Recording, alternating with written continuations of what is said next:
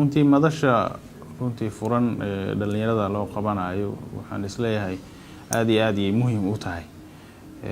waayo waxay muhiim ugu tahay dhalinyaradu inay baahiyahooda ay soo bandhigtaan wixii ay u arkaan culaysaad oo ka jira maamulka dhexdiisa inay soo gudbiyaan wixii cabashaha ay qabaan ay soo gudbiyaan si furan iyagoo dareemaya runtii si free ah oo aanan wax culaysa dareemaynin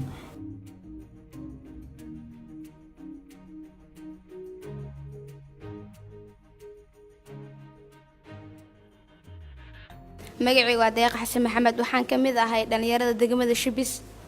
mudane horta maadaama ay soo noqoto degmada Shibis horta maadaama ay ahayd degmooyinka ugu nabadda fiicnaay amnigeeda ahayd mid aad loogu soo shaqeeyay laakiin sanadahan dambe xataa ma ahayn bilooyinkan dambe ee naqatay mid aad cabashadeed u badato in la dhaco bulshada loo galo habeenka ayagoo iska hurdaayaan wali ma isku daydeen in aad maadaama ay falkas markay dhacay kadib in aad ciidamo roodooyin sameeyay aad u diyaarisaan waxaan rabaa hal su'aal in halkan ka magacaygu waa Axmed Cabaas Nuur Laalaado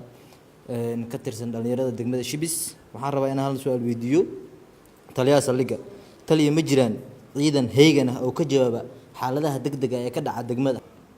horta anaad waxaan u taaganahay waxa waaye nabadgelyada waxa waaye degmada waaye ciidanka oo dhan macal saraakiishooda waxay u taagan yihiin nabadgelyada degmada waaye haddii wax dhacaan emergency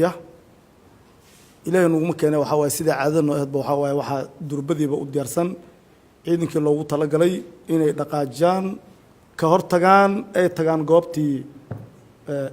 falka ka dhacay durbadiiba degmada goortay aragto haddii ay wax ka shakiso بالمثل قادي باورا صباحي وحو يمد دغمده دحديدي لما يقانو عده ودتو iyo meeshu ka jeedo iyo meeshu u jeedo lama yaqaano durbadii waxa rabaa in soo telefoon gareeyo liidaado taliye waxaan ka shakina gaar noocaas wuxuu taagan yahay isgoosebel ama xafatebel horta muhiim waaye anna kilo wax ma qaban karno waxa rabno in waxna la qabtaan waxa waaya shacabka degmada waa in macnaha la cabto muhiim waa waxaan rabaa aniga laftirkeyga bulshada aniga aan u shaqeeyo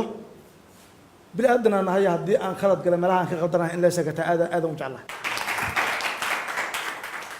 والله horta ma sha Allah arinta horta maanta meeshan ka dhacday muu maleyn horta ani fikrada isma dheheenin way ka dhacaysaa laakiin maanta maadaama ay ka dhacday aad ugu faraxsanahay